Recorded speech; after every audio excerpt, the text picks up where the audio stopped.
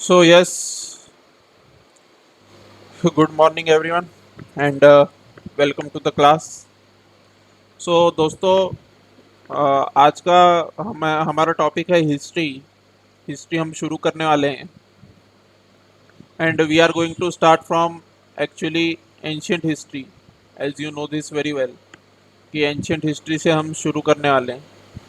ठीक है, अब एंशियंट हिस्ट्री से शुरू तो करने वाले हैं लेकिन मैं कुछ आपको बता देना चाहता हूँ कि जो आपके कहाँ से पढ़ना है, क्या सोर्सेस फॉलो करने चाहिए एंशियंट हिस्ट्री के लिए। तो मैं एक ही रिकमेंडेशन दूंगा आपको कि क्लास के साथों साथ, ठीक है ना, make running notes, make running notes along with the class. Okay.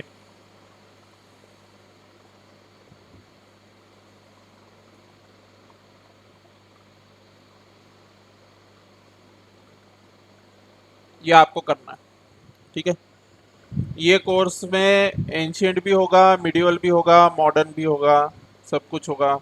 Post independence, world history, सब कुछ होगा सिंगल प्लेलिस्ट में। सिंगल हिस्ट्री के नाम से प्लेलिस्ट होगी, हिस्ट्री फॉर यूपीएससी के नाम से। उसी प्लेलिस्ट में एंशियंट इंडिया से लेके तो वर्ल्ड हिस्ट्री तक के सब कुछ रहने वाला है उसी में, ठीक है ना। So you don't have to worry for it. लेकिन एक चीज़ जो है कि कौन सी बुक्स फॉलो करें, अगर किसी को बुक्स फॉलो करना ही है तो मैं तो कहूँगा कि मेरे लेक्चर सफिशिएंट होंगे। लेकिन फिर भी अगर आपको कोई बुक फॉलो करनी है तो आप नेट पे सर्च कर सकते हैं। Lot of people have told many books, so I won't go into that, ठीक है ना। I won't spoil the time of the class unnecessarily in telling you the books, okay, because I think that what ever I will be teaching that will be sufficient, ठीक है ना। So books का answer तो यही है कि search net, ठीक है। अब जहाँ तक पीडीएफ का सवाल है तो पीडीएफ तो मैं प्रोवाइड नहीं करने वाला हूँ, ठीक है ना। No notes will be provided.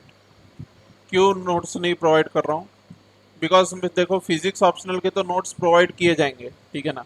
Physics optional के नोट्स प्रोवाइड किए जाएंगे, लेकिन मैं रिकमेंड करूँगा कि जीएस का जो है, ठीक है ना, जीएस का फिजिक्स ऑप्शनल के नोट्स भले ही प्रोवाइड किए जा रहे हो, लेकिन जीएस के आपकी ये हैबिट मत बनाओ कि नोट्स से आप कर रहे हो, ठीक है ना। आप जीएस के लिए एक सीधा फंडा अपनाओ कि रनिंग नोट्स बनाओ और उससे रिवाइज करो। That is the best habit, ठीक है ना। ये रेडीमेड नोट्स वाली habit is not going to give you. देखो, चिकनी चुपड़ी बातें तो मैं भी कर सकता हूँ, ठीक है ना, पर I want you to make running notes, ठीक है ना। चिकनी चुपड़ी बातें that is not going to give you result ultimately, ठीक है ना। So I don't want to unnecessary do the चिकनी चुपड़ी बातें एंड गुमराह नहीं करना चाहता मैं आप लोगों को। सो द थिंग इज, फंडा यही है कि जीएस जीएस जो है आज से चालू कर रहा हूँ मैं। आई नो कि एक साइंस एंड टेक का कोर्स प्रणव सर का पेंडिंग पड़ा हुआ है, साइंस टेक का course. That I am going to cover that also, but पहले हिस्ट्री कंप्लीट हो जाए, उसके बाद मैं साइंस एंड टेक भी करा दूंगा, ठीक है ना। वो उसी लेक्चर से शुरू होगा जो प्रणव सर जहाँ पे लेक्चर 1 पे ख़त्म किए थे, वहीं से मैं चालू करूँगा, ठीक है ना। और अब तो सॉफ्टवेयर भी आ गया है तो there is more convenience to us, ठीक है। तो चालू करते हैं हिस्ट्री को। सबसे पहले हिस्ट्री पढ़ने के पहले, एंशियंट हिस्ट्री शुरू करने से पहले एक चीज़ बताना चाहता हूँ कि हिस्ट्री कहाँ से पढ़ना चालू करें। तो आई वुड सजेस्ट कि बिग बैंग से पढ़ो, इंटरकनेक्टिविटी अच्छी बनेगी, ठीक है ना। बिग बैंग से पढ़ो, बिग बैंग से पढ़ो तो इंटरकनेक्टिविटी आपकी अच्छी बैठेगी, ठीक है ना। मैं ये नहीं बोल रहा हूँ कि बिग बैंग के टाइम पे आप बहुत डिटेल में चले जाओ। आधे लोगों को तो यही नहीं पता होगा कि ये बिग बैंग क्या है, तो big bang is nothing but पहले एक गॉड पार्टिकल हुआ करता था, ठीक है ना। शुरू में एक गॉड पार्टिकल हुआ करता था। ये यूनिवर्स देखो, अर्थ जो है ये यूनिवर्स का पार्ट है, ठीक है ना। अर्थ जो है हमारी ये यूनिवर्स का पार्ट है, अर्थ और अदर प्लैनेट्स ये यूनिवर्स का पार्ट है। और यूनिवर्स कैसे बना है, यूनिवर्स के पहले क्या एग्जिस्ट करता था, तो यूनिवर्स के पहले एक गॉड पार्टिकल एग्जिस्ट करता था और कोई स्पेस भी नहीं था, ठीक है ना। स्पेस भी नहीं था, only one God particle was there, ठीक है। तो आज से आज से 13.7 बिलियन ईयर्स पहले क्या हुआ, 13.7 बिलियन ईयर्स पहले आज से ये जो गॉड पार्टिकल था ये ब्लैक होल की तरह था, ठीक है ना। ये ब्लैक होल की तरह था, ब्लैक होल की तरह था मतलब इसमें बहुत सारा मटेरियल, आज जितना यूनिवर्स में कंसंट्रेटेड मटेरियल है, मतलब इसकी डेंसिटी इसकी density 10 to the power 34 kg पर मीटर क्यूब थी, ठीक है ना। तो इतनी टेक्निकलिटीज में जाना नहीं है, पर मैं आपको बता रहा हूँ कि यहाँ से ये गॉड पार्टिकल था, बहुत ज़्यादा डेंस था, ठीक है ना। आपके पानी की डेंसिटी कितनी होती है, आपके पानी की डेंसिटी होती है 10 to the power 3 kg पर मीटर क्यूब होती है, ठीक है ना। पर ये जो पार्टिकल था इसकी डेंसिटी कितनी थी गॉड पार्टिकल की, 10 to the power 34 kg पर मीटर क्यूब थी, ठीक है ना। तो यहाँ से विस्फोट हो जाता है क्योंकि it could not hold it any more, तो यहाँ से ब्लास्ट हो जाता है। और ब्लास्ट हो जाता है तो क्या होता है, जैसे ही वो पार्टिकल ब्लास्ट होता है तो यूनिवर्स फॉर्म होना चालू होता है, ठीक है ना। तो एक्सपांड होना चालू होता है यूनिवर्स। ऐसा कहा जाता है कि आज भी एक्सपांशन चालू है, ठीक है ना। तो सबसे पहले तो 13.7 बिलियन ईयर्स एगो 13.7 बिलियन ईयर्स एगो, तो क्रोनोलॉजी अगर हम समझें तो क्रोनोलॉजी कुछ इस तरीके से आएगी कि 13 पॉइंट, इसी को बिग बैंग कहा जाता है बाय द वे, ठीक है ना। तो 13.7 बिलियन ईयर्स एगो, ठीक है, बिग बैंग, ये क्रोनोलॉजी है, ठीक है। बिग बैंग होने के बाद मतलब एगो है ये, ठीक है ना। एगो है मतलब ये हम 2022 से गिन रहे हैं, 2022 से इतने साल पहले जाओगे, 2022 से इतने ईयर्स पहले जाओगे, if you go this much years back then you will get the big bang happening, ठीक है ना। तो 2022 से 13.7 बिलियन ईयर्स है, नाउ ये बिलियन वाला दर्द भी दूर कर देता हूं मैं। बिलियन मिलियन में बहुत कंफ्यूज होते हैं बच्चे, तो बेसिकली 1 बिलियन में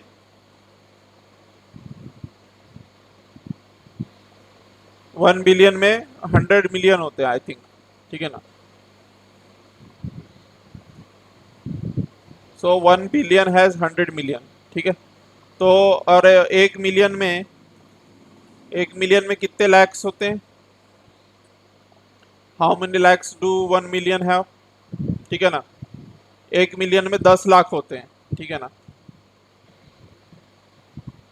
तो ये ईयर्स की बात चल रही है यहाँ पे, ठीक है।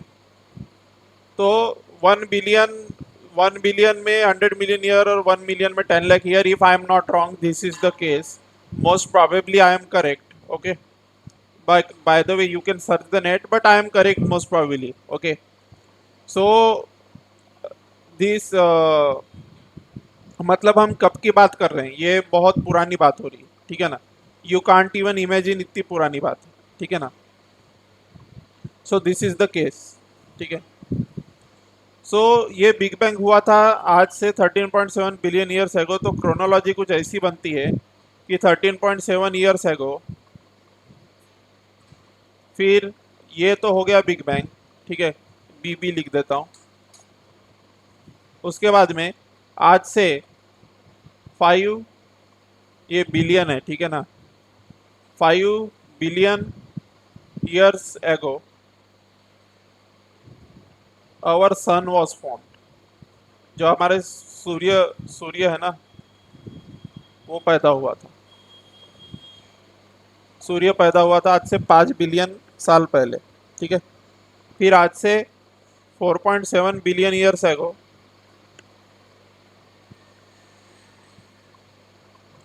अर्थ वॉज फॉर्म्ड, ठीक है।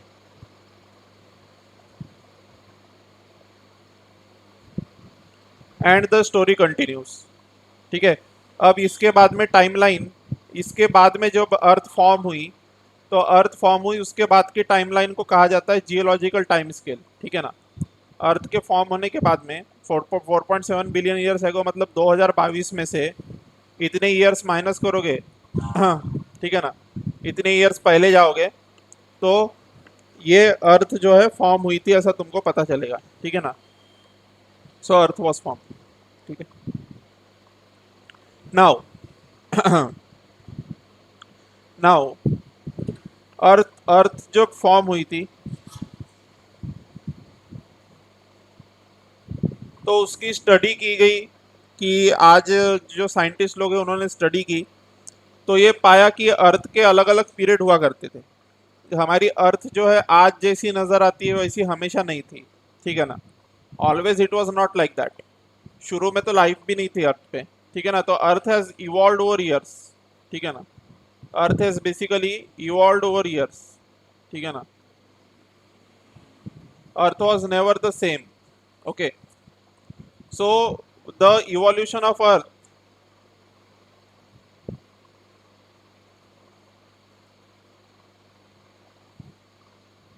evolution of earth is denoted with the help of geological time scale, ठीक है ना। तो इवोल्यूशन जो अर्थ का है उसको इसकी मदद से, जियोलॉजिकल टाइम स्केल की मदद से समझा जाता है, ठीक है। Now I will upload one document, ठीक है। I will upload one document over here in order to show the, ठीक है ना, geological timeline of the earth, okay. So this is what it looks like, okay.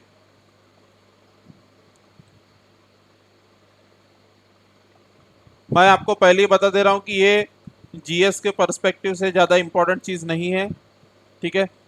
ये GS के perspective से ज़्यादा important चीज़ नहीं है, लेकिन अगर आपका, और मैं हिस्ट्री में ये क्यों पढ़ा रहा हूँ, ताकि आपकी इंटरकनेक्टिविटी बेटर बैठे, ठीक है ना। इंटरकनेक्टिविटी बेटर हो इसलिए मैं आपको हिस्ट्री में ये सब पढ़ा रहा हूँ, ठीक है ना। अदरवाइज ये हिस्ट्री का पार्ट नहीं है, ठीक है। तो एक्चुअली इफ यू, हाँ, ये जो जियोलॉजिकल टाइम स्केल है ये किसके लिए इंपॉर्टेंट है वो भी सुन लो। Persons having geography as their optional subject, ठीक है ना। जिसका भी ज्योग्राफी ऑप्शनल है, ठीक है, for them this is very important, they must take this seriously, okay. And they have to study it in even more detail, ठीक है ना। मैं तो यहाँ ऊपर ऊपर बताऊंगा, ठीक है। तो देखो, जो अर्थ है ना वो सबसे पहले एक मॉल्टन फायर बॉल के सामने रूप में सामने आई थी, ठीक है ना। अर्थ जो थी ये पहले से ऐसी नहीं है, देखो जैसे ये अर्थ है मान लो, ठीक है ना। तो it was a मॉल्टन fire ball, okay. जैसे हमारा सूर्य है वैसे ही अर्थ हुआ करती थी, मॉल्टन फायर बॉल थी वो, ठीक है ना। ऐसे लपटें निकल रही थी उसमें से, ठीक है। तो इस इयॉन को क्या कहा जाता है? इट वॉज बेसिकली, देखो यहाँ पे इसके करस्पॉन्डिंग इयॉन बताता हूँ, ठीक है ना। इयॉन मतलब कि आपका बेसिकली, ये देखो, ये हेडियन की बात चल रही, ठीक है। हेडियन वाले टाइम की बात चल रही, मतलब ये कब की बात चल रही है? 4540 मिलियन ईयर्स। ये देखो ये जो स्केल है ना ये मिलियन ईयर्स को दिखा रही है, ठीक है ना। ये जो स्केल है ये मिलियन ईयर्स को दिखा रही है, ठीक है, कितने मिलियन ईयर साल पहले की बात है। तो 4540 मिलियन ईयर्स एगो, ठीक है ना। इसी का मतलब है, इसी का मतलब है कि 4.54 बिलियन ईयर्स, ठीक है ना। क्योंकि 1 बिलियन में 100 मिलियन होते हैं, तो 4.54 बिलियन ईयर्स हो गया ये, ठीक है ना। तो अर्थ वॉज फॉर्म, ठीक है, formation of earth took place, ठीक है। अब ये तो अर्थ जलता हुआ गोला ही थी इतने सालों तक। कितने साल है ये अबाउट 540 मिलियन ईयर्स है, ठीक है ना, 540 मिलियन ईयर्स, ठीक है। तो 540 मिलियन ईयर्स तक ये जो दरमियान है, ये दरमियान में अर्थ तो एक जलता हुआ गोला ही थी, ठीक है ना। So I will tell you कि from a मॉल्टन ball earth turn into, it took about 540 million years, ठीक है। 540 मिलियन ईयर्स में अर्थ जो है एक मॉल्टन बॉल से एक सॉलिड के फॉर्म में, एक सॉलिड के रूप में तब्दील हो गई। सॉलिड के रूप में तब्दील हो गई मतलब continents and oceans were form, ठीक है ना। कॉन्टिनेंट्स एंड ओशन जो है फॉर्म हो गए, ठीक है ना। अब इसके बाद में क्या होता है वो भी देख लेते हैं, ठीक है। फिर ये हो जाने के बाद में कॉन्टिनेंट एंड ओशन बन गया, जैसे कि यहाँ देख सकते हो फिगर में, ठीक है। उसके बाद में क्या होता है, ठीक है ना। Just a second, okay okay, ठीक है ना। तो ये, हाँ, ये हेडियन, ये हो गया फॉर्मेशन ऑफ अर्थ, ये निपट गया। अब आर्कियन आए, ठीक है ना। आर्कियन आएगा, आर्कियन ये सब इयॉन्स है, ठीक है ना। इयॉन्स फिर पीरियड में डिवाइड होते हैं, फिर वो इपोक में, ऐसे इस तरीके से चलता है, ठीक है ना। तो इसको हेडियन इयॉन कहा जाता है, ठीक है। हेडियन इयॉन कहा जाता है, जिसमें फॉर्मेशन ऑफ अर्थ, ये सब प्रेडिक्शंस है बेसिकली। किसी ने असलियत में तो देखा नहीं है, ठीक है ना। किसी के पास टाइम मशीन तो है नहीं कि जाके देख ले, ठीक है ना। तो ये सब बेसिकली साइंटिफिकली रिसर्च वगैरह करके ये सब चीज़ें ढूंढ के निकाली गई है कि ऐसा कुछ हुआ होगा। ये अंदाज़ा है, ठीक है ना। ये 100% सच ही होगा ये ज़रूरी नहीं, ठीक है ना। बट हमारे पास कोई और ऑप्शन नहीं है ना कि हम हम इसके अलावा और कुछ कर भी तो नहीं सकते, अंदाज लगा सकते हैं कुछ साइंटिफिक स्टडीज़ के बेसिस पे। तो हेडियन इयॉन में तो बेसिकली अर्थ ही फॉर्म हुई, ठीक है ना। तो ये जीएस के लिए इंपॉर्टेंट नहीं है, ज्योग्राफी ऑप्शनल वाले ये पढ़ सकते हैं, ठीक है ना। इनको ये डिटेल में पढ़ना है, मैं जितना पढ़ा रहा हूँ उससे भी डिटेल में, ठीक है ना। उसके बाद में आर्कियन इयॉन आता है, ठीक है ना। तो ये पीरियड में, ये देखो अर्थ के क्रस्ट अभी जैसे बताया था मैंने, ठीक है ना। हेडियन इयॉन में तो जल ही रही थी अर्थ, ठीक है। आर्कियन इयॉन में अर्थ की क्रस्ट जो है कूल हो गई, कॉन्टिनेंट और ओशन फॉर्म हो गए थे, ठीक है ना। कॉन्टिनेंट ओशन फॉर्म हो गए, और जो पहला पहला जो लाइफ फॉर्म आया अर्थ पे, इट वाज बेसिकली, एक लाइफ फॉर्म आता है अर्थ पे फिर, ठीक है। अर्थ पे एक लाइफ फॉर्म आता है, और एंड दैट इज साइनोबैक्टीरिया, ठीक है ना। It came during Archean eon only, ठीक है ना। So it came during Archean eon, it was basically an cyanobacteria, ठीक है ना।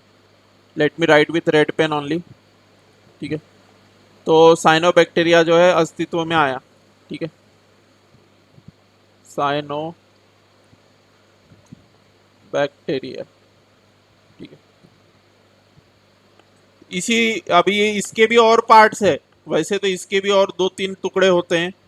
फिर उसमें से जो अपर वाला लेटर वाला पार्ट है, मतलब उसमें यूनिसेलुलर साइनोबैक्टीरिया आया था, ठीक है ना, विच इज अ प्रोकैरियोट, ठीक है ना। फिर उसके बाद में प्रोटेरोजोइक आता है पीरियड आपका, जो कि कुछ यहाँ से लेके तो यहाँ तक चलता है, ठीक है ना। उसके बाद में क्या आता है, प्रोटेरोजोइक आता है, ठीक है ना। आपका प्रोटेरोजोइक कहाँ से कहाँ तक चलता है, 2500 मिलियन ईयर्स एगो से लेके तो 550 मिलियन ईयर्स एगो, ठीक है। कहाँ से ये मिलियन ईयर्स एगो है, तो 2500 मिलियन ईयर्स एगो से 550 मिलियन ईयर्स एगो तक जो है प्रोटेरोजोइक इयॉन चलता है, ठीक है ना।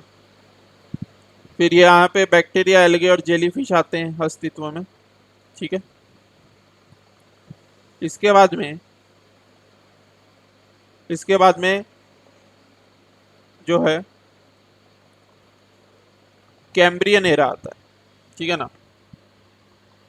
All this basically comes under, I think so it is pre Cambrian, है ना। ये देखो, ये कैम्ब्रियन यहाँ से आ रहा है, ठीक है कि नहीं, ये कैम्ब्रियन यहाँ से आ रहा है। So so this is basically pre Cambrian era, ठीक है ना।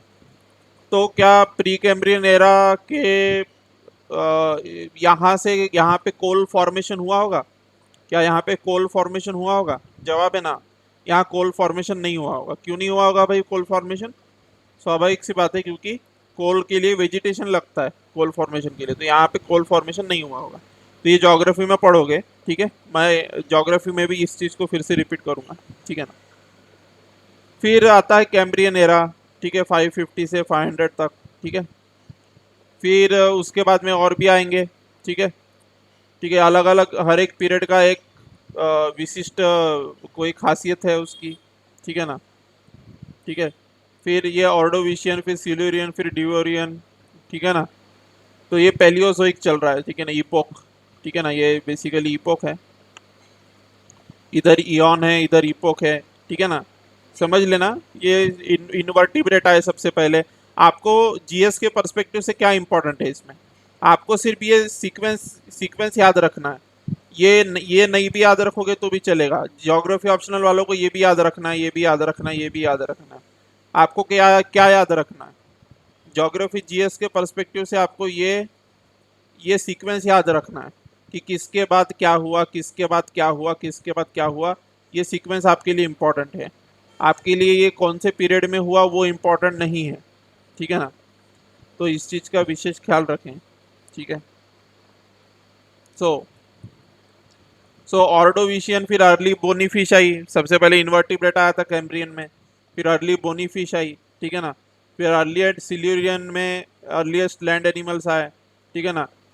फिर ये फर्स्ट सीड वाले, पहले तो बिना बीज वाले प्लांट आए थे, ठीक है ना। फिर बीज वाले प्लांट आए, ठीक है ना। तो कार्टिलेज वाली फिश आई डिवोनियन में। फिर मिसिसिपियन में मेनली क्रीनोइड्स, ठीक है ना। समझ लेना इस बातों पर, ठीक है। क्रीनोइड्स मतलब बेसिकली ये ऐसे वाले जो जानवर है, ठीक है ना, ये जो दिख रहे हैं साइड में, ठीक है ना। तो फिर पेंसिल्वेनियन में कार्बोनिफेरस। हाँ, अब ये देखो, ये इंपॉर्टेंट चीज़ है जीएस ज्योग्राफी के पर्सपेक्टिव से। ये देखो, ये कार्बोनिफेरस, ये मैं हिस्ट्री पढ़ा रहा हूँ, ठीक है ना। इस गलतफहमी में मत रहना कि मैं ज्योग्राफी पढ़ा रहा हूँ। Actually I am teaching you history, but some of the part is overlapping with geography, okay. So देखो, ये कार्बोनिफेरस, इसका नाम ही इसलिए पड़ा, यहाँ से इस पीरियड में याद रखना है इस चीज़ को कि कार्बोनिफेरस यही वो समय है जब आज जो कोल मिल रहा है ना, टुडे एट प्रेजेंट डे में जितना भी कोल मिल रहा है, प्रेजेंट डे का एंथ्रासाइट कोल, ठीक है ना, anthracite and bituminous coal of the present days, वो इसी में बना है, कार्बोनिफेरस में ही बना है। आज का जितना भी दुनिया में एंथ्रासाइट और बिटुमिनस कोल मिल रहा है, वो इसी कार्बोनिफेरस वाले पीरियड में बेसिकली बना था। मतलब उस समय बनना चालू हुआ था, आज वो एंथ्रासाइट कोल बन चुका है। इस समय के जो जीव जंतु मरे थे, इस समय के जो ऑर्गेनिज्म मरे थे, उनके डेथ होने के बाद जब वो धरती के अंदर गए तो उनका जो कार्बन में कन्वर्जन हुआ, तो वो एंथ्रासाइट और बिटुमिनस के रूप में आज हमको मिल रहा है। समझ में आ रही है बात आपको, ठीक है ना। So it was this period basically. समझ में आ रही होगी बात मेरी, ठीक है, ठीक है ना। सो वेयर वी वेयर, ठीक है, यहाँ थे हम, ठीक है। तो ये कार्बोनिफेरस हो गया। फिर फर्स्ट रेप्टाइल्स आएंगे, ठीक है। सो कार्बोनिफेरस जो कोल है, एंथ्रासाइट और बिटुमिनस, ये कितना ईयर्स पुराना है, ठीक है ना। So we can say that, ये देखो ना, यहाँ पे ईयर्स लिखे हैं, 350 million to 300 million years old. So anthracite and bituminous coals are basically 350 million to 300 million years old, ठीक है ना। इतने पुराने समय के जो जानवर थे, जीव जंतु थे, जैसे इंसेक्ट आए थे, क्रीनॉइड्स आए थे, वो जब जमीन में धंस गए, जमीन में धंस गए, एंशियंट सीज थे, एंशियंट सीज के नीचे धंस गए, ठीक है ना। तो उससे जो कोल बना, दैट इज बेसिकली कार्बोनिफेरस कोल, ठीक है ना। सो इसका नाम ही कार्बोनिफेरस इसलिए रखा गया है क्योंकि इस समय का कोल जो है बहुत अच्छे क्वालिटी का मिलता है, ठीक है ना।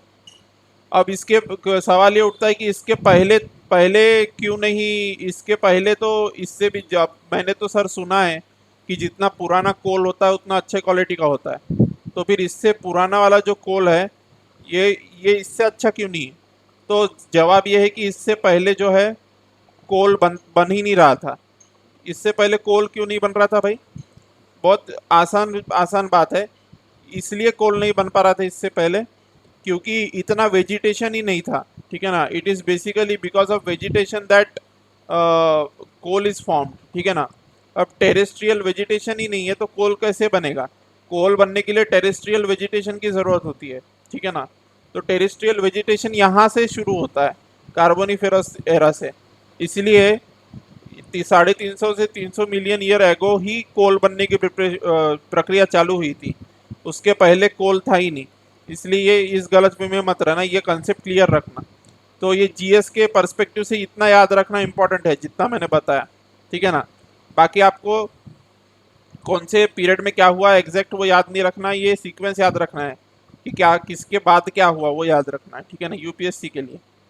तो फर्स्ट इंसेक्ट आया, फिर फर्स्ट रेप्टाइल आया, फिर ट्रायसिक में साइकैड्स, फर्स्ट डायनासोर्स, ठीक है ना। ट्रायसिक में आए थे डायनासोर, उत्पत्ति यहाँ हुई। फिर ये ज्यूरासिक में फर्स्ट बर्ड आए, ये पीक पीरियड था, ठीक है ना। ये पीक पीरियड था डायनासोर्स का, ज्यूरासिक, ठीक है। फिर क्रिटेशियस में बेसिकली सीड बियरिंग प्लांट आए नए वाले, डायनासोर का एक्सटिंक्शन होना चालू हुआ, ठीक है। डायनासोर्स का एक्सटिंक्शन होना चालू हुआ, ठीक है। फिर फिर यहाँ पे क्रिटेशियस में, क्रिटेशियस की और एक खास बात यह है कि क्रिटेशियस ही वो टाइम है जब early, very early this of mammal, क्या बोलते हैं, क्रिटेशियस वो टाइम है जब very early ancestor of human, ठीक है ना। ठीक है, मैं लिख देता हूँ नेक्स्ट स्लाइड पे, ठीक है। क्रिटेशियस वो समय है, Cretaceous is that time when very early ancestor of human came into being।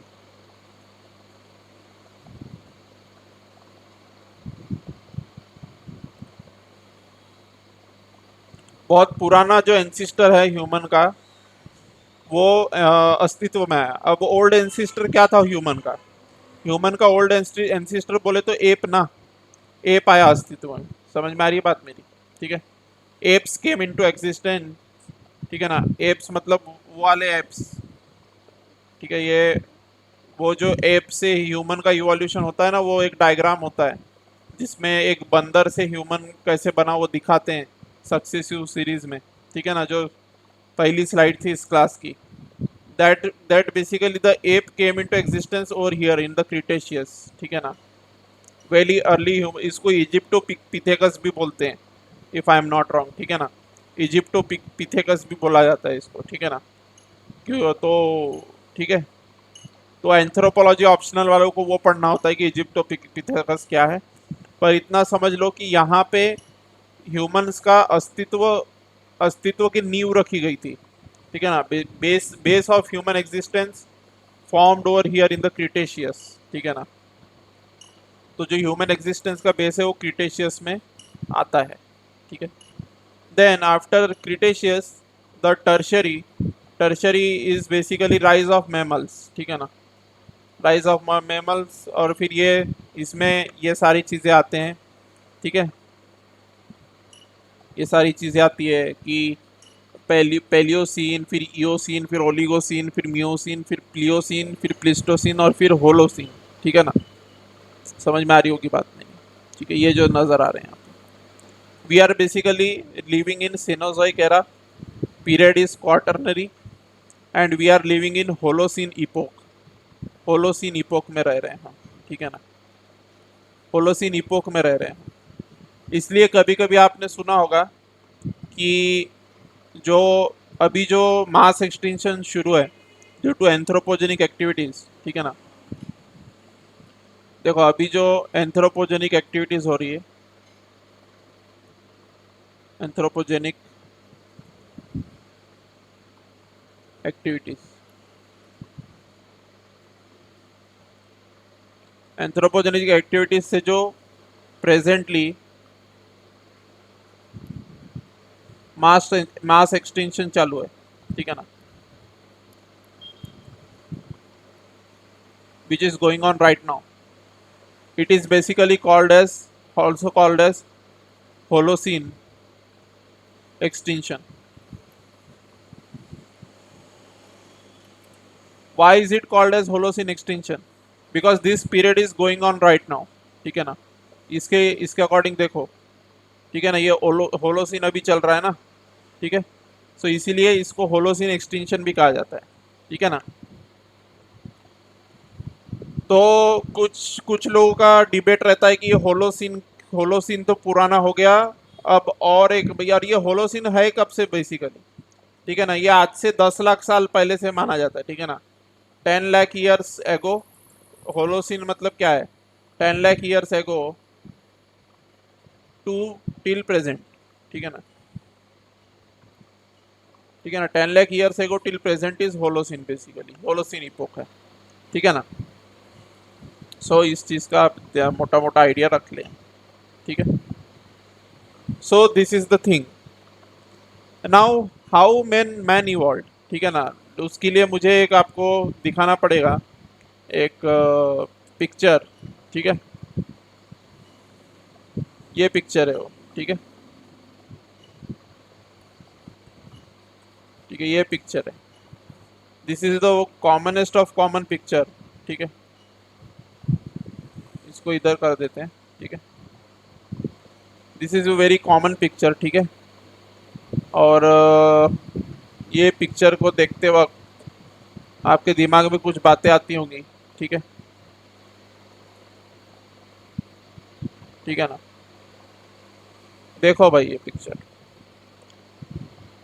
ये जो है ना, ये मैंने आपको बताया था, ठीक है, कि ये जो है डायनासोर के एक्सटिंक्शन के बाद ह्यूमन का एग्जिस्टेंस आता है, ठीक है ना, तो ये जो है ये इजिप्टोपिथेकस के रूप में इसका जो फॉसिल है मिला है इजिप्ट में, ठीक है ना, तो यहाँ से बेसिकली ह्यूमन इवॉल्व होना चालू हुआ, ठीक है, तो earliest ancestor of human was like this, then humans became like this, then humans again became like this, then we became like this, then we became like this. फिर ये stone age के time पे ये early, ये समझो Palaeolithic, यहाँ तक पहुँचते पहुँचते पैलियोलिथिक में आ गए थे हम, ठीक है ना, this is basically showing Palaeolithic वाला ह्यूमन, ठीक है, फिर ये नियोलिथिक वाला ह्यूमन दिखा रहा है, ठीक है ना, ये नियोलिथिक वाला ह्यूमन है, ठीक है, और ये मॉडर्न ह्यूमन है, मॉडर्न डे ह्यूमन, ठीक है ना, जो अभी का है, ठीक है, इसके पहले के ये सब बेसिकली एप ही है, यहाँ तक के एप ही है मान के चलो, ठीक है ना, अभी तक ह्यूमन नहीं है, अभी तक एप है, एप है ये सब, ठीक है, इधर के शुरू के 4 ये एप है, और आखिरी के जो 3 हैं ये बेसिकली होमोसेपियंस के पास पास आने लगे हैं, ठीक है ना, so this is how this human evolve, ठीक है ना। अब यहाँ पे काफ़ी सारे लोगों को डाउट होता है कि क्या दूसरे जानवर इवॉल्व नहीं हुए, did did not other animals evolve.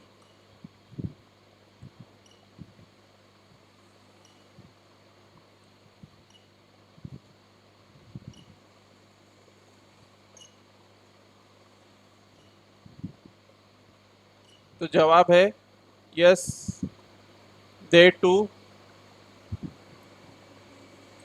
Did evolve, ठीक है ना, उनमें भी इवोल्यूशन होता है। जैसे मैं एक एग्जांपल देता हूँ, ठीक है, आज से, ठीक है, आज से मतलब फ्रॉम टुडे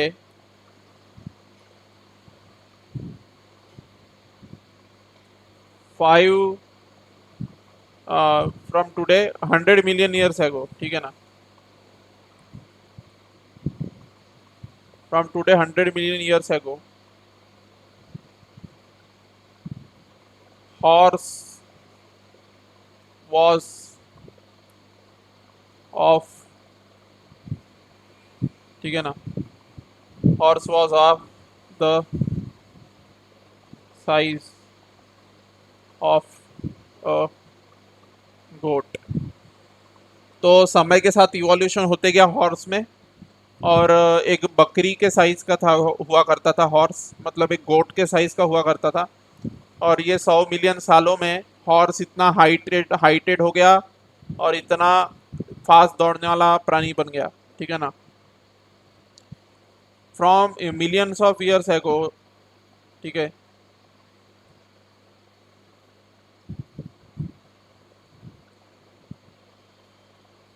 पेंगुइन्स, जो पेंगुइन्स आज अंटार्कटिका में पाए जाते हैं, पेंगुइन्स वेयर फ्लाइंग बर्ड्स, ठीक है ना, आज वो फ्लाई नहीं कर सकते, आज वो स्विम करते हैं, लेकिन मिलियंस ऑफ ईयर्स एगो वो उड़ने वाले पक्षी हुआ करते थे, ठीक है ना। The difference between the evolution of other animals and human is that human evolved in terms of his brain, ठीक है ना, ब्रेन का इवोल्यूशन हुआ ह्यूमन में, बट अदर एनिमल्स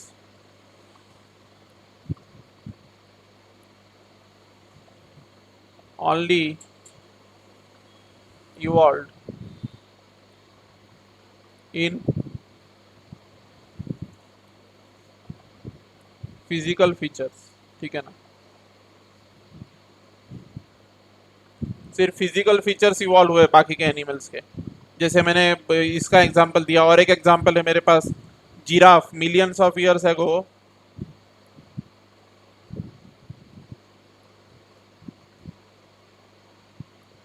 जो जिराफ है, it was having goat like short neck.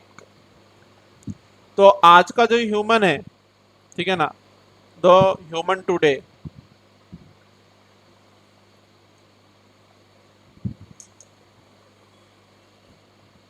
Much more intelligent, ठीक है ना, much more intelligent than human which used to be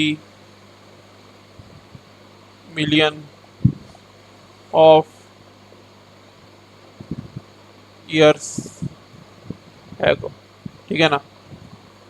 तो आज का जो ह्यूमन है मच मोर इंटेलिजेंट है, जो ह्यूमन मिलियंस ऑफ ईयर्स एगो हुआ करता था उसकी तुलना में ये आज का ह्यूमन जो है बहुत ज़्यादा इवॉल्व है और बहुत ज़्यादा डेवलप्ड है, ठीक है ना, इंटेलिजेंट भी है, ठीक है ना।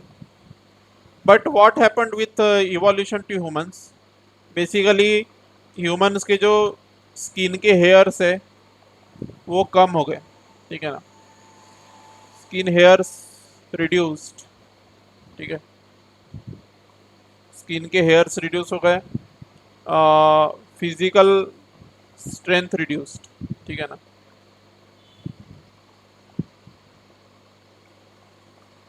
फिजिकल स्ट्रेंथ रिड्यूस हो गई।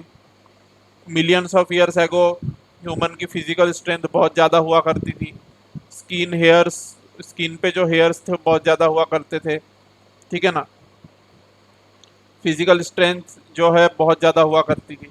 लेकिन आज जो है इंटेलिजेंसी के चरम सीमा पे पहुंच गया है, ठीक है ना। इंटेलिजेंसी में तो बहुत ज़्यादा बढ़ोतरी देखने को मिली, लेकिन ये जो है इसमें बेसिकली कम होता हुआ कटौती हुई, ठीक है ना, समय के साथ, ठीक है। अब क्या इवोल्यूशन आज भी चालू है ह्यूमंस का? तो yes, human evolution is still going on, ठीक है ना। Human evolution is still going on, ठीक है ना। So what will happen in the future, we don't know, but we can predict one thing about future. It is that ये predict किया जा सकता है कि जैसे ह्यूमन ह्यूमन का जो है लैपटॉप्स, कंप्यूटर्स, ठीक है ना,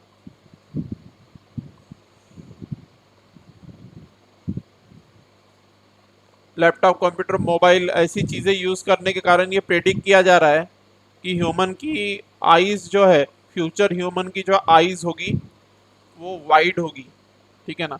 ये प्रेडिक्ट किया जा रहा है, ठीक है ना। बड़ी बड़ी आंखें होंगी, मतलब एकदम ऐसे गोल गोल और बड़ी बड़ी आंखें होगी फ्यूचर के ह्यूमन की, क्योंकि वो लैपटॉप और कंप्यूटर में आंखें गड़ाए रहता है, ठीक है ना।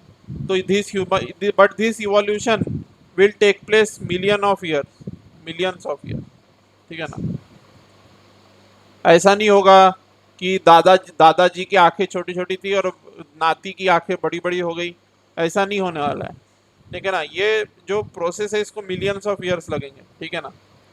More thing is that the height is going to increase further, ठीक है ना। हाइट ऑफ ह्यूमंस जो है it is going to increase further, ठीक है ना। It is going to increase further, ठीक है। So this is the thing, ठीक है,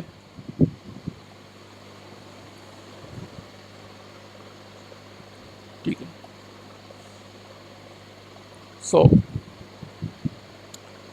सो ये तो हो गया एक ओवरव्यू कि अ, जो हिस्ट्री के पहले की बात चल रही थी, ठीक है ना।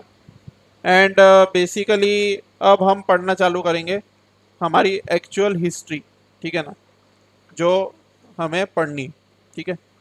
सो नोट डाउन करना चालू करेंगे।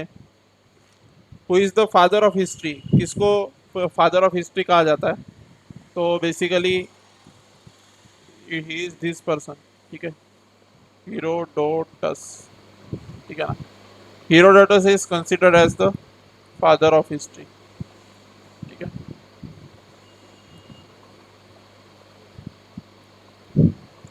ही वॉज फ्रॉम ग्रीस,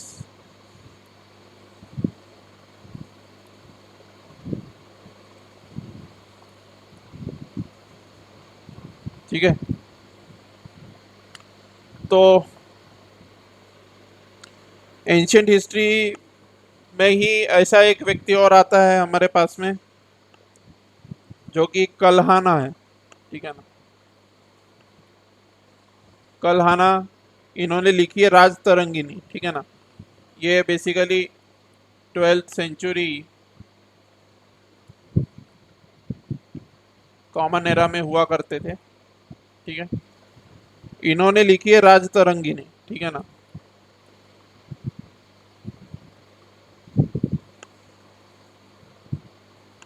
तो ये बेसिकली कश्मीर के रूलर्स की डायनेस्टिक हिस्ट्री है, ठीक है ना। One of the earliest Indian source of history, ठीक है ना। कश्मीर रूलर्स,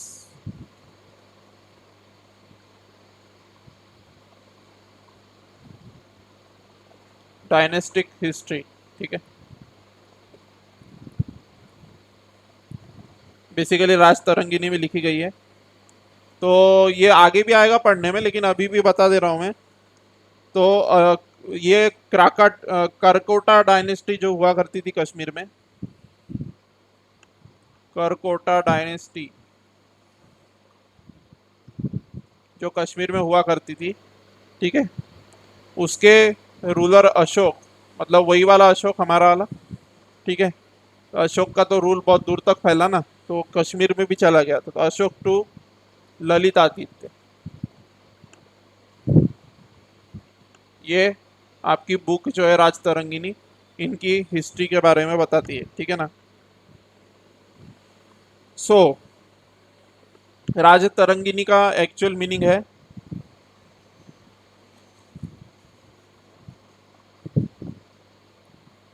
राज तरंगिनी का एक्चुअल मीनिंग है वेव्स ऑफ रूलर्स, ठीक है ना, ठीक है।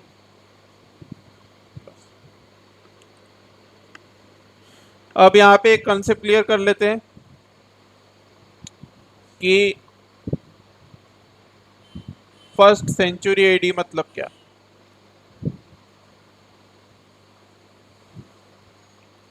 सेकेंड सेंचुरी एडी मतलब क्या, ठीक है। 18th century AD. By the way ये जो एडी है ना, ये एडी को आजकल सीई यानी कि कॉमन एरा लिखा जाता है, ठीक है ना, सीई लिखा जाता है आजकल, ठीक है। So what is the meaning of this? First century common era means a period from 1 AD to 99 AD, ठीक है ना।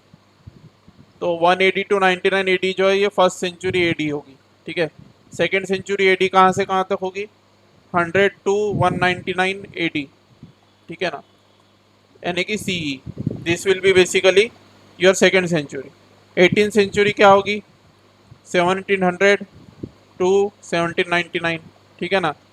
उसी तरीके से थर्ड सेंचुरी क्या होगी भाई, ये वाला डाउट दूर कर लेना, ठीक है ना। काफ़ी सारे लोगों को ये डाउट होता है। थर्ड सेंचुरी सी क्या होगी? थर्ड सेंचुरी सी होगी 300 से लेके तो, ना नॉट 300, 200 से लेके तो 299 सी तक, ठीक है ना। तो जो सेंचुरी चल रही होती है उससे एक डिजिट छोटा आता है यहाँ पे, ठीक है ना, इस चीज़ को ध्यान रखना, ठीक है। तो कुछ बच्चों को डाउट होता है ना, जैसे 18th सेंचुरी कॉमन एरा बोला, 18th सेंचुरी, तो उन लोग जवाब क्या देते हैं?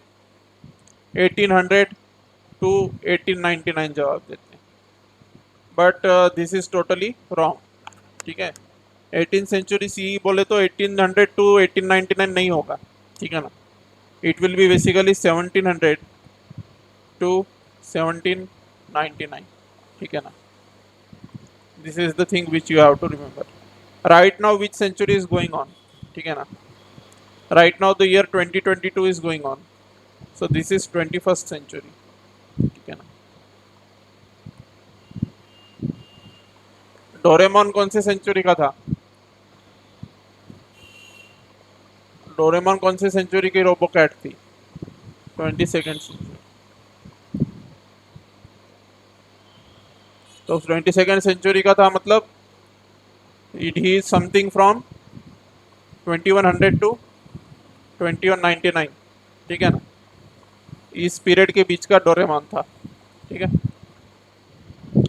तो ये चीज़ का विशेष ध्यान रखना, ठीक है ना। ओके। तो 21st सेंचुरी मतलब आप ले लोगे 2000 से लेके तो 2099, ठीक है ना। This is basically your 21st century, ठीक है। सो ये वाला डाउट मैंने कर दिया क्लियर, ठीक है। अब हिस्ट्री जो है लिखी गई है, मैं थोड़ा पानी पी लेता हूँ, otherwise I won't feel good.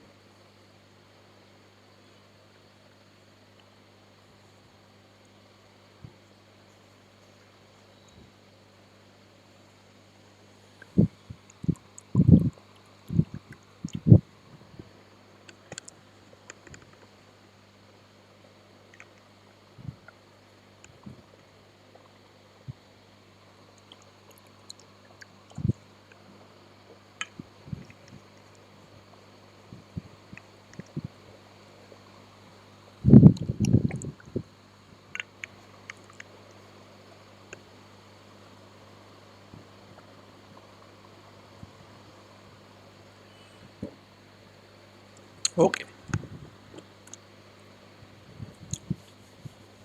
So basically history, अभी जो मॉडर्न हिस्ट्री राइटिंग है, ठीक है ना, पुरानी जमाने की हिस्ट्री राइटिंग अलग हुआ करती थी, ठीक है ना, वो अलग ही पैटर्न पे हुआ करती थी। मॉडर्न डे की हिस्ट्री राइटिंग की शुरुआत बेसिकली ब्रिटिशर्स से होती है इंडिया में। इंडिया की अगर मैं बात करूं, so it all started from Britishers, ठीक है। But Britishers were of two types basically, ठीक है ना, Britishers were of two types. Britishers दो प्रकार के हुआ करते थे, ठीक है ना। Type number one is those who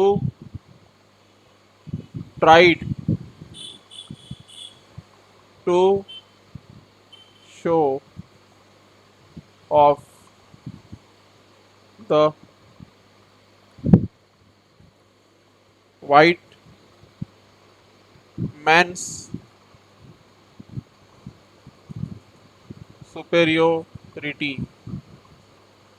ठीक है ना। तो व्हाइट मैन की सुपेरियोरिटी ओवर कॉमन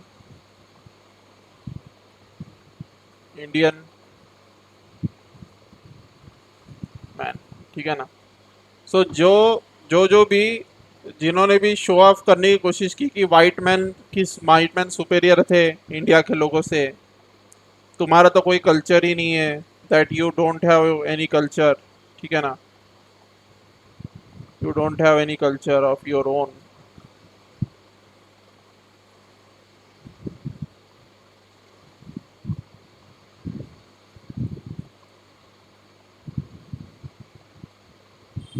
ठीक है ना,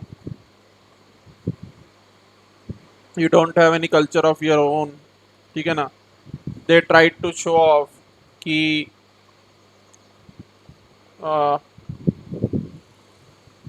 Europe's rule over India is legit, ठीक है ना। It was a racism kind of, ठीक है ना। And why did they do so?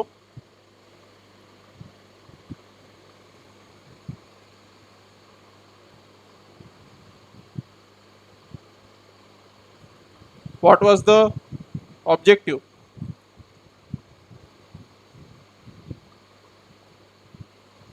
Objective ये था, if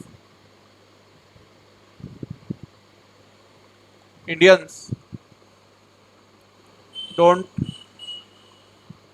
value their own culture, then they will follow the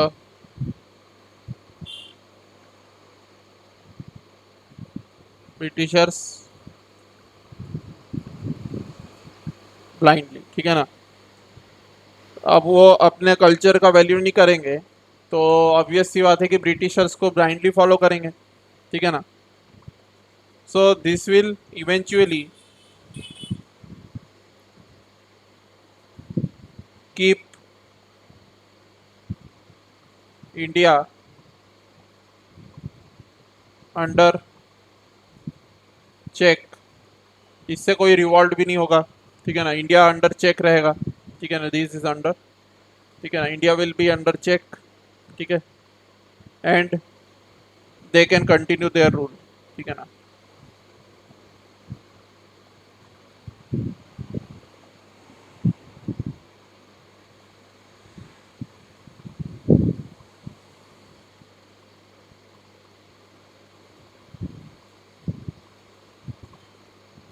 ठीक है ना। तो ये सारे ऑब्जेक्टिव्स अचीव करने के लिए, ये सारे ऑब्जेक्टिव्स अचीव करने के लिए कुछ लोगों ने, कुछ अंग्रेजों ने, ठीक है ना, भारत की हिस्ट्री लिखना चालू की। ठीक है, भारत की हिस्ट्री लिखना चालू की। And such Britishers were called as Anglicist. ठीक है ना। They were of the viewpoint that there is nothing in India which we can glorify, basically. ठीक है। So these are Anglicists। और ब्रिटिशर्स सारे के सारे ऐसे नहीं थे। Majority of the Britishers were like this. ठीक है ना। Majority of Britishers were like this, but there were some opposite, opposite nature के भी ब्रिटिशर्स हुआ करते थे। And those are called as orientalist. ठीक है ना।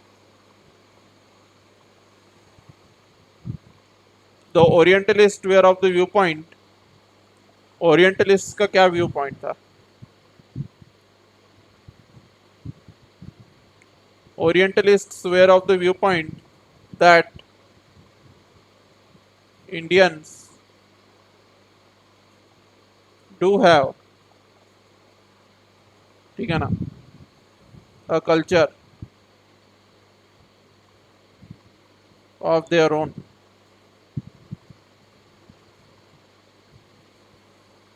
And it's a rich culture.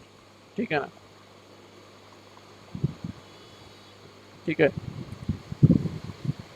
But the only problem, ठीक है ना, but the only problem which was according to them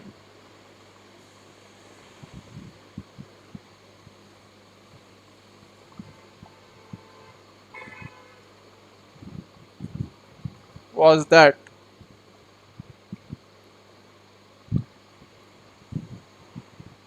Indians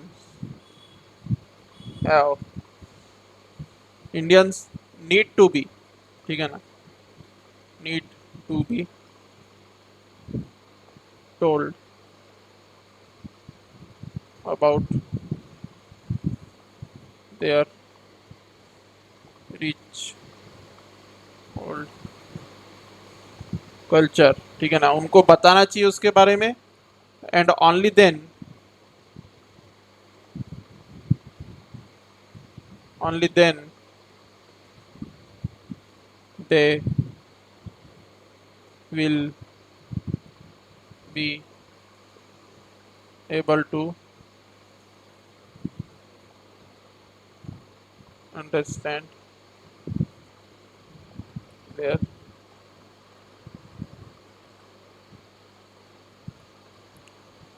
true roots। ठीक है ना। So this is the thing which orientalist thought. ठीक है ना। सो ओरिएंटलिस्ट लोगों ने उनके ये विचार थे ओरिएंटलिस्ट लोग। ठीक है ना। तो ऐसा मान के चलो कि ओरिएंटलिस्ट लोगों की काफ़ी मेहरबानी हुई इंडिया के लोगों पे। ठीक है ना। ओरिएंटलिस्ट लोगों की काफ़ी मेहरबानी हुई इंडिया के लोगों पे। ठीक है ना। देन